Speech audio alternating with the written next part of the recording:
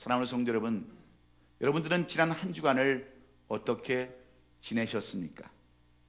어떤 분들은 기쁨과 행복 가운데 보람찬 한 주간을 보내신 분들도 있습니다.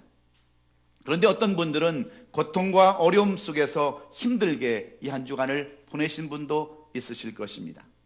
여러분, 왜 그렇습니까? 왜 어떤 사람은 이 한 주간을 보내면서 형통한 삶을 살아가는데 왜 어떤 다른 사람들은 힘들고 고달픈 삶을 살아가느냐 하는 것입니다. 그 이유는 바로 내 자신이 그러한 삶을 선택했기 때문입니다. 이 말은 중국 고사성에서 유래된 자업자득이라는 말과 같습니다. 자승자박이라는 말과 똑같습니다. 그런데 이러한 고사성어 중에 또 다른 고사성어를 말한다고 한다면 그것은 인지상정이라는 말입니다. 인간에게 있어서 정의라고 하는 것, 사랑이라고 하는 것은 기본적으로 있어야 한다고 하는 말과 똑같습니다. 영어로는 common sense입니다.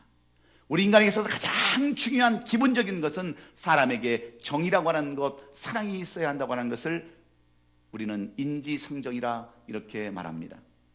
이 말의 유래는 중국 춘추 시대의 제나라 환공이었던 링청진의 신하 가운데 관중이라는 사람을 통해서 생겨난 말입니다. 이 관중이라는 신하의 인생 철학은 바로 인지상정이었습니다. 사람은 무엇보다도 정이 있어야 된다고 주장하는 것이 그의 철학이었습니다. 그래서 사람이 정이 없다면 그것은 더 이상 사람이 아니다라는 것이 이 관중의 철학이었고 그 사람의 사상이었습니다. 그래서 이 관중은 그 환공을 왕을 섬기면서 늘 이런 마음으로 섬겨가지고 이 춘추시대의 제나라 때에 이 제나라가 가장 왕성한 나라로 부강한 나라로 제나라를 만들었습니다. 그런데 여러분, 사람은 인간의 법칙을, 세월의 법칙을 거슬러 갈 수 없기 때문에 그도 나이가 들어서 병에 들어 눕게 되자 공이 이 관중이라는 사람을 문병 왔습니다. 그때 관중은 마지막으로 왕에게 인지상정의 사상, 철학을 또다시 호소합니다. 왕이시여, 사람이 있어서 가장 중요한 것은 정이며 사랑입니다. 이것이 없으면 그것은 더 이상 사람이 아닙니다 하면서 환공 옆에서 시중을 들던 세 사람의 신하에 대해서 이야기를 합니다. 충신들였던 여가와 수조와 개방을 멀리하라고 마지막 병상에서도 왕에게 부탁을 합니다. 왜 그런 줄 아십니까? 여가라고 하는 그 충신은 왕이 병이 들었을 때에 자기 자식을 죽여서 그 인육으로 왕을 먹이고 그 왕의 병을 고친 사람입니다. 수주라고 하는 충신은 자기 몸을 거세가면서까지 환관으로 이 왕을 보필한 사람이 수조였습니다. 개방이라는 사람은 아버지가 돌아가셨는데도 불구하고 그 아버지를 돌아보지 않냐고 왕에게 충성했던 사람이 바로 개방이었습니다. 그런데 이 관중이라는 사람은 이런 사람들을 멀리하라고 자꾸 왕에게 이렇게 호소를 합니다. 마지막 죽어가는 병상에서까지 어찌 자기 자식을 사랑하지 않는 사람이, 어찌 인정이 없는 사람이 왕을 섬길 수 있겠습니까? 어찌 자기 자신의 몸을 사랑하지 않는 사람이 왕의 몸을 사랑할 수 있겠습니까? 어찌 자기 아버지를 사랑하지 않는 사람이 어찌 남을 섬길 수 있겠습니까? 왕을 섬길 수 있습니까? 이것은 더 이상 인간이 아닙니다. 정 있는 사람들이 아닙니다. 그런 사람을 멀리하세라고 그렇게 부탁을 했어요. 그러나 왕은 이 말이 들리질 않습니다. 어떻게 자기 자식을 죽여서 나에게 충성하는 신하를 내가 멀리할 수 있단 말인가? 자기 몸을 거세하면서까지 나에게 따르는 저 신하를 내가 어떻게 멀리할 수 있단 말인가? 아버지도 잘 섬기지 않냐고 나를 섬기는 저 신하를 어떻게 내가 멀리할 수 있는가 하고 이 관중의 말을 한쪽 귀로 듣고 한쪽 귀로 흘려버렸습니다. 그런데 세월이 지납니다. 결국 여가와 수조와 개방의 모략으로 배신으로 인하여 이 왕은 죽임을 당하고 춘추시대에 최고의 꽃을 피웠던 제나라가 멸망당했다고 하는 그러한 이야기 속에서 이 관중을 통하여 인지상정이라는 말이 전해져 내려오고 있습니다. 사랑하는 성도 여러분, 결론적으로 말씀드리면 사람도 심은 대로 거둔다고 하는 의미이기도 합니다. 여기서 정의라고 한다면 여러분 사랑을 말할 수도 있고 인간의 도리 즉 의리를 말할 수도 있습니다. 그래서 정의 없는 사람과는 사귀지도 말아야 한다고 하는 극단적인 요구를 이렇게 우리에게 하고 있습니다. 그런데 여러분들은 어떠십니까? 하나님의 은혜와 예수 그리스도의 사랑으로 구원받은 자가 되었는데 얼마나 그 사랑에 감사하면서 여러분 살아가고 있으십니까? 여러분은 얼마나 정을 가지고 살아갑니까? 인간의 가장 기본적인 이 사랑을 여러분은 가지고 살아가고 있으십니까? 오늘 우리가 함께 교독한 이 갈라디아 말씀은 바로 이 인지상정, 즉 심은대로 거둔다고 하는 자연의 법칙과 하나님의 법칙을 말씀하는 내용입니다. 그렇다면 하나님께서 인지상정으로 다가갈 수 있는 성도들은 어떤 성도일까요? 그 중에 반드시 기억해야 할 하나님의 법칙 가운데 하나가 오늘 이 본문의 말씀입니다. 오늘 이 본문은 사도 바울이 갈라디아 교회와 성도들에게 보내는 편지입니다. 이 갈라디아 교회는 사도 바울이 제1차 전도 여행 때에 그의 사랑하는 제자 바나바와 함께 세운 교회가 갈라디아 교회입니다. 2차 여행 때에도 이곳에 가서서 말씀을 전했습니다. 그런데 3차 전도 여행 때에 그가 한 곳에 머물러 있을 수 없어서 이제 예배소를 향하여 갈 때에 들려오는 소식이 있었습니다. 갈라디아 교회 성도들이 지금까지 받은 하나님의 복음을 잘못 받아들여서 변질해서 잘못된 신앙으로 살고 있다고 하는 그러한 이야기를 들었을 때에 사도 바울은 마게도니아 지역에서 이 갈라디아 교회와 성도들에게 편지를 씁니다. 편지를 쓰는데 우리가 이 편지 내용을 살펴보면 우리가 사도 바울이 어떤 심정이었는가, 어떤 감정으로 이 편지를 쓰고 있는가를 우리가 알 수 있습니다. 지금까지 사도 바울이 편지를 쓴 내용을 보면 편지의 서두 내용에 항상 그들에게 하나님 앞에 감사하며 찬송한다고 하는 내용들을 쓰고 있습니다. 그런데 이 갈라디아서만큼은 내가 하나님 앞에 찬송한다, 내가 하나님 앞에 감사한다고 하는 그 말이 다 빠져 있습니다. 그냥 편지의 서두 형식인 내가 너희들에게 평안을 구하노라 하는 그 말 위에는 바로 본론으로 이 말씀에 들어가는데 얼마나 마음이 상하고 얼마나 마음이 아팠던지 그 즉시부터 상한 마음을 여기에 표현해 놓고 있습니다. 갈라디아서 5장 12절에 보면 이런 말씀으로 기록해 놓았습니다.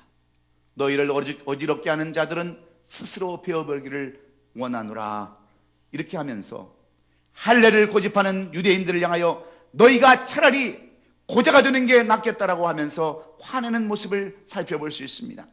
그리고 이 편지를 마감하는 마지막 장인 갈라디아서 6장 17절에 가서는 이유는 누구든지 나를 괴롭게 하지 말라. 내가 내 몸에 예수 그리스도의 흔적을 지니고 있노라 말씀하고 있습니다. 얼마나 초대교회 성도들과 교회로부터 괴로움을 당했던지 나는 다시는 나를 힘들게 하지 말라고. 나도 산전수전 다 겪었고 고난과 환난과 아픔의 세월을 보내면서 예수의 흔적, 즉 예수님이 당하신 고통과 아픔의 흔적이 내게도 있다라고 이렇게 고백합니다. 그러니 다시는 갈라디아 교회 당신들 때문에 내가 이렇게 화나고 짜증나고 분한 감정이 없었으면 좋겠다라고 쓴 글이 바로 이 갈라디아서입니다. 그러면서 사도 바울이 강조하고 놓치지 않으려고 하는 의도가 있는데 그것이 바로 심음의 법칙입니다. 지금까지 여러분들이 잘못된 삶을 살고 변질된 복음을 가지고 살아가고 분열하며 싸우고 잘못된 신앙 가운데 사는 것은 전부 다 여러분들이 그런 삶을 살 수밖에 없었던 이 심음의 법칙, 너희들이 그렇게 심고 살았기 때문임을 사도 바울은 분명하게 우리에게 교훈해 주고 있습니다. 그렇다면 지금까지 얼마나 여러분 우리들은 심고 거두었습니까? 여러분 얼마나 많은 것들을 누리면서 여러분 살았는지 한번 생각해 보십시오. 여러분들 얼마나 많은 물질을 여러분 소유하고 있습니까? 얼마나 많은 건강을 여러분들은 소유하고 있으십니까? 얼마나 많은 행복과 기쁨을 여러분은 소유하고 살아가고 있으십니까? 여러분 그런 삶이 내게 없다고 한다면 오늘 우리는 이 말씀을 거울 삼아서 우리 자신을 한번 살펴보아야 합니다. 내 가정에 행복이 없는 것, 이것은 내가 그만큼 행복을 심지 못했기 때문에 그렇습니다. 내가 내 가정에 물질이 없다고 한다면 내가 그만큼 심지 못했음을 우리는 알아야 합니다. 내가 믿음이 없고 건강이 없고 행복이 없다고 한다면 그것은 내가 스스로 심지 않고 내가 스스로 택한 삶이라는 것을 우리가 분명히 깨달아야 합니다. 사랑하는 성도 여러분, 여러분에게 건강이 필요하십니까? 건강을 심으시기를 주의 이름으로 축원합니다. 물질이 필요하십니까? 물질을 심어야죠. 응답이 필요하십니까? 기도를 심어야 되지 않겠습니까? 믿음 생활 가운데 합당한 믿음의 씨를 뿌리지 않았다면 우리에게도 믿음은 없습니다. 어찌 씨를 뿌리지 아니하고 심지도 아니하고 여러분 열매를 바라십니까? 마치 한 달러를 받은 사람처럼 감추어두고 심지 않아서 여러분 결국 있는 것도 다 뺏겨버리고 밖에 나가서 슬피 울며 일을 가는 삶은 결국 그가 심은 대로 거두기 때문임을 우리는 알아야 합니다. 그러면 우리는 어떻게 심어야 합니까? 오늘 그 방법을 성경은 어떻게 우리에게 교훈해 주고 있습니까? 어떻게 심으라고, 어떻게 우리 삶 가운데 뿌리라고 성경은 우리에게 교훈해 주고 있는 것일까요? 우리가 하나님의 법칙대로, 자연의 법칙대로, 인간의 법칙대로 많은 것을 거두고 승리한 삶을 살아가려면 어떻게 심어야 된다라고 사도 바울은 이 갈라디 교회와 오늘 이 시대를 사는 우리 성도들에게 교훈해 주고 있습니까? 첫 번째로는 말씀을 가르치는 자와 함께 해야 한다라고 오늘 본문 6절은 우리에게 교훈해 주고 있습니다. 6절의 말씀을 살펴보면 가르침을 받는 자는 말씀을 가르치는 자와 좋은 것을 함께 하라고 이렇게 권면합니다. 이 말씀의 의미는 말씀을 가르치는 지도자나 목회자와 관계를 올바르게 갖지 못하면서 주님께 심당하는 것은 바른 자세가 아니다, 그런 말입니다. 올바르게 교육받지 못하고 심는 행위는 잘못될 수밖에 없기 때문에 지도자의 지도에 따라서 심어야 한다고 하는 말씀과 똑같은 말씀입니다. 한마디로 욕하면 제자의 도리를 다 하라는 뜻이고 가르침에 따라 살라는 그러한 의미도 합니다. 왜 그렇습니까? 하나님의 법칙과 자연의 법칙과 인간의 법칙은 먼저 관계가 아름다워야 하기 때문입니다. 이 모든 세상 것들이 영향을 받기 때문에 그렇습니다. 그래서 사도 바울은 하나님의 말씀을 가르치는 자, 즉 옳고 그름을 분별할 수 있는 지도자들과 함께하라고 이렇게 권면해 주고 있습니다. 여기서 함께한다고 하는 단어는 우리가 잘 아는 교제, 바로 코이노이냐 동사형입니다. 같이 나누다, 같이 교제하다는 그런 뜻입니다. 가르침을 받는 자들은 자신의 지도자나 목회자와 교제를 아름답게 가지면서 심는 것, 그것이 바로 올바른 것이기에 영원한 불변의 말씀 가운데서 살아야 한다라고 이렇게 교훈해 주고 있습니다. 그래서 베드로전서 1장 24절로 25절은 우리가 왜 말씀 안에서 우리가 심어야 되는가를 이렇게 교훈해 주고 있습니다. 그러므로 모든 육체는 풀과 같고 모든 영광은 풀의 꽃과 같으니 풀은 마르고 꽃은 떨어지되 오직 주의 말씀은 세세토록 있도다 하였기에 그렇습니다. 디모데후서 3장 16절로 17절에 가서는 모든 성경은 하나님의 감동으로 준 것으로 교훈과 책망과 바르게 함과 의로 교육하기에 유익하니 이는 하나님의 사람으로 온전케 하였며 모든 선한 일을 행할 능력을 갖추게 하려 함이라고 이렇게 말씀이 되어져 있기 때문입니다. 천지가 변하여 없어져도 하나님의 말씀은 우리들이 선한 일을 행할 수 있도록 온전케 하려는 데 목적이 있다고 말씀합니다. 그러면 우리가 하루를 살아도 열매를 맺으며 꽃을 피우는 삶, 기쁨과 만족을 누릴 수 있는 삶을 살려면 무엇보다도 말씀 안에서 우리가 가르침을 받고 말씀 가운데서 심어야 한다고 하는 이 법칙을 여러분 깨닫고 말씀에 입각해서 심고 거두는 저와 여러분 되시기를 주의 이름으로 축원합니다. 그래서 우리가 말씀 안에서, 그리스도 안에서 이 씨를 심어야 되는데, 우리가 잘 아는 소설 가운데 일본의 여류 작가인 미우라 아야코가 쓴 길은 여기라는 소설이 있습니다. 이 책의 내용은 이 글을 쓴 소설가 미우라 아야코가 세계적인 베스트셀러가 되기 이전에 피나는 고통과 그의 아픔을 이 책에 담고 있습니다. 이 여인이 소설가가 되기 전에는 폐병 말기의 중환자로 일본 폐병 환자 수용소에서 격리되어서 매일매일 죽을 날만을 기다리며 살아했던 시한부의 인생이었습니다. 소망마저도 다 포기한 채 쓸쓸히 죽어가야만 했던 외로운 여인이었습니다. 그런데 이러한 여인이 이 폐병을 극복하고 다시 일어나서 그 위대한 소설가의 삶을 살았던 이유가 여러분 어디에 있는 줄 아십니까? 어려서부터 손꼽친구였던 미에가와 다다시라고 하는 그 남자친구가 이 여인을 찾아와서 예수 그리스도의 복음을 심었습니다. 그 무엇으로도 우리의 병을 나을 수가 없고 무엇으로도 할 수 없다고 하는, 그러나 오직 예수 그리스도만 할 수 있다고 하는 이 복음의 씨앗을 심었을 때 이 여인은 병상에서 예수 그리스도를 영접하고 병상에서 세례를 받았습니다. 그리고 소망을 갖습니다. 그런데 이 복음을 전했던 그의 남자친구 미에가와 다다시는 폐병에 걸려서 피를 쏟고 죽게 되자 그녀는 그 아픈 마음, 그 힘들었던 그의 삶을 소설에 기록해 놨는데, 바로 요한복음 14장 6절 내가 곧 길이요 생명이라고 하는 말씀 속에서 이 제목을 얻었습니다. 길은 여기라는 제목을 얻어서 그 소설을 썼고, 그 소설은 예수 그리스도를 증거하는데 수많은 공헌을 하였을 뿐만 아니라 그리스도의 산 증인의 삶을 살게 했습니다. 왜 그랬습니까? 한 청년이 이미 고집을 피우고 모든 것을 다 포기한 그 여인에게 바로 이 사랑의 씨, 애정의 씨, 예수 그리스도의 복음을 심었기 때문에 하나님의 미랄이 떨어져 수많은 열매를 맺게 된 것을 우리는 깨달아야 합니다. 사랑하는 성도 여러분, 이 6월에 여러분들은 무엇을 심기를 원하십니까?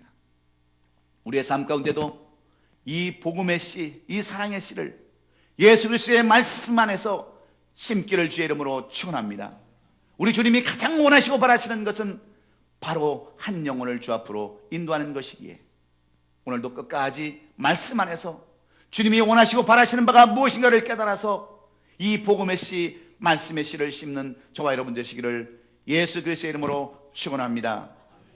두 번째로 사도 바울은 하나님의 법칙과 자연의 법칙, 심는 법칙 가운데서 가장 아름다운 법칙이 무엇인가? 두 번째는 속이지 말고 정직하게 심어야 함을 오늘 본문 7절에서 이렇게 기록하고 있습니다. 스스로 속이지 말라고 사도 바울은 우리에게 경고하고 있습니다. 겉으로는 하나님의 영광을 위해 한다고 하면서도 실제로는 자기 자신의 유익이나 자신의 영광을 위해서 심는 경우가 너무나도 많이 있기 때문입니다. 그래서 우리들이 잘 알고 있는 성경 가운데 사도행전 5장에 보면 아나니와 삽비라의 이야기를 우리는 볼 수 있습니다. 초대교회 성도들이었던 아나니와 삽비라는 교회와 사도들을 위하여 자신들의 가장 귀중한 밭을 팔아서 교회와 사도들의 발 앞에 내놓았습니다. 그런데 왜 이들이 이렇게 귀한 자기의 밭을 팔아 주 앞에 놨음에도 불구하고 그들은 책망을 받고 죽임을 당했다라고 성경은 우리에게 말씀합니까? 무엇 때문입니까? 그들이 하나님 앞에 물질을 드렸지만, 자기 자신의 가장 귀한 밭을 팔아드렸지만 그들이 정직하지 못했기 때문입니다. 성령을 속이고 땅값을 말을 감추어 두었기 때문이라고 성경은 그 이유를 분명하게 써놓았습니다. 사랑하는 성도 여러분, 이 말씀이 우리에게 주시는 영적인 교훈이 여러분 무엇입니까? 우리가 그 무엇을 하든지 정직하고 올바르게 하라는 교훈입니다. 오늘날 우리가 하나님 앞에 드리는 헌물과 11조도 마찬가지라는 것을 우리는 분명히 깨달아야 합니다. 그런데 우리들은 이런 심는 법칙을 말하면 무슨 생각부터 갖게 되는 줄 아십니까? 아, 또 헌금 얘기를 하는구나. 또 심으라고 그러는구나. 돈을 심으라는구나. 그렇게 착각하는 사람들이 많이 있습니다. 그러면서 왜 헌금 얘기를 안 하는가 하는 사람도 있지만 왜 그렇습니까? 무엇 때문에 그런 부정적인 마음을 갖습니까? 우리는 말라기 3장 10절에 이 말씀을 이해하지 못하기 때문에 그렇습니다. 만군의 여호와가 이르노라, 너희의 온전한 11조를 창고에 들여 나의 집에 양식이 있게 하고 그것으로 나를 시험하여 내가 하늘문을 열고 너에게 복을 쌓을 것이 없도록 붙지 아니하나 보라 하면서 온전한 것을 심으라고 말씀합니다. 왜 우리가 복을 못 받습니까? 온전한 것, 깨끗한 것, 의로운 것을 심지 않기 때문에 그렇습니다. 스스로 우리를 속이는 겁니다. 그래서 우리가 어떻게 생각합니까? 나는 아직 11조 낼 믿음이 되어 있지 않다라고 여러분 그렇게 생각을 합니다. 자꾸 자신을 위로하고 합리화를 합니다. 여러분, 목사가 아무리 11조를 강조해도 내지 않는 사람은 절대로 내지 않는 것 저는 누구보다도 잘 압니다. 그래서 저는 11조를 강요하지 않습니다. 헌금도 여러분 저는 강요하지 않습니다. 그래서 잘못 이해하면 싹군 소리도 들을 수 있지만 여러분, 우리가 분명히 기할 것이 있습니다. 그것은 하나님의 법칙, 심는 법칙이라는 사실을 우리는 잊어서는 안 됩니다. 그런데 우리가 이 11조를 심든지 헌물을 심든지 정직하게 심으라는 거예요. 남의 눈을 보이기 위해서, 나타내기 위해서 드리는 것은 하나님께서 기뻐하시지 않는 것을 우리는 기억해야 합니다. 그래서 7절의 말씀에 뭐라고 말씀합니까? 하나님은 만홀히 여김을 받지 않는다, 이렇게 말씀하십니다. 여기서 만홀히 여긴다는 것은 경멸하다는 뜻입니다. 우습게 여긴다는 뜻이에요. 세상 속으로 표현한다면 콧방구를 낀다고 하는 얘기입니다. 어린 반품 없이도 없다고 하는 그런 뜻과 무엇이 다를 바가 있겠습니까? 왜 그렇습니까? 하나님을 속이는 행동이야말로 가장 가증스러운 그러한 것이기 때문에 그렇습니다. 그래서 초대교회 시대부터 오늘날까지 이르기까지 추악하고 더러운 종교 분쟁이나 싸움은 실제 목적을 밝히는 경우가 거의 없습니다. 다 앞에 내세우는 명분은 하나님의 영광을 위해서라고 합니다. 하나님의 뜻을 이루기 위해서라고 그렇게 자신들의 투쟁을 정당하고 의의 천사처럼 포장을 합니다. 그러나 하나님께서는 분명히 그런 사람들에게 뭐라고 말씀하십니까? 사람이 무엇이든지 심은 대로 거두라, 이렇게 말씀합니다. 그렇습니다. 아름다운 씨를 뿌리는 사람은 반드시 아름다운 열매를 거두게 되어 있습니다. 정직한 열매를 심은 사람은 정직한 열매를 먹게 되어 있습니다. 그러나 악을 심는 자는 악을 거두게 된다고 하는 것이 바로 심판날에 거두는 추수 때의 결과임을 우리는 깨달아야 합니다. 그래서 예수님께서는 마태복음 16장 9절에서 뭐라고 말씀합니까? 내가 전국 열쇠를 내게 주리니 내가 땅에서 무엇인지 매면 하늘에서 매일 것이요, 내가 땅에서 무엇인지 풀면 하늘에서 풀리라 말씀하셨어요. 무슨 의미입니까? 결론적으로 심은 대로 거둔다고 하는 말씀이 아닙니까? 사도 바울은 갈라디 교회 성도들에게 복음을 변절시키고 잘못된 신앙을 살아가는 그들에게 이 갈라디아서 마지막 장을 통해서 교훈해 주는 말씀은, 내가 아무리 어떤 그 많은 말을 한다 할지라도 하나님의 법칙과 자연의 법칙은 심는 대로 거둔다, 이것을 결코 잊지 말아라, 이렇게 교훈해 주는 내용인 줄로 믿습니다. 이것은 우리 인간관계에서도 제대로 심고 제대로 뿌려야 한다고 하는 말씀과 똑같습니다. 그러므로 심 때 정직하게 심기를 주의 이름으로 축원합니다.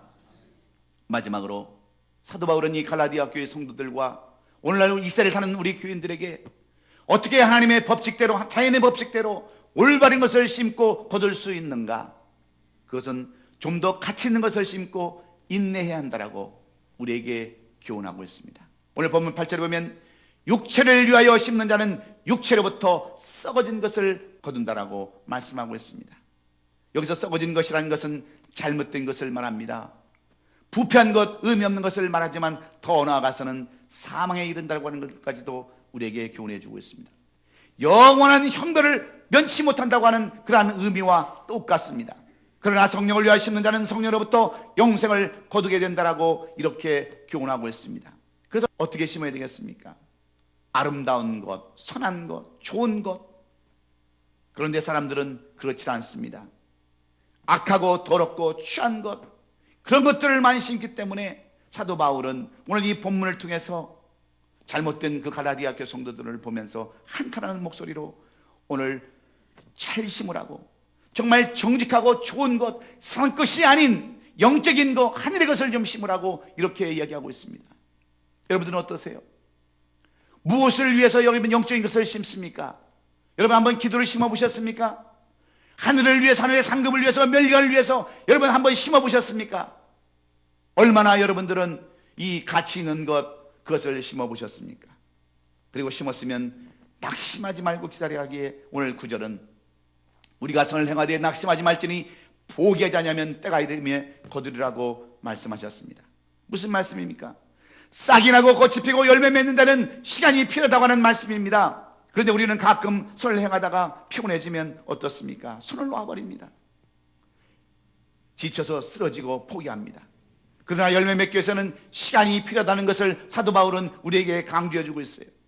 낙심하면 안 된다고, 포기하면 열매를 거둘 수 없다라고 우리에게 말씀해 주시면서 이 진리를 알지 못하고 만으로 여기는 사람들이 많이 있다라고 우리에게 교훈해 줍니다. 왜 그렇습니까? 필요 없는 것, 세상 것을 심고 인내하지 못하기 때문임을 우리에게 교훈해 주는 내용입니다. 여러분, 동남아시아 가운데서 그래도 비교적 잘 사는 나라를 우리가 말하라고 한다면 우리는 말레이시아라는 나라를 이야기할 수 있습니다.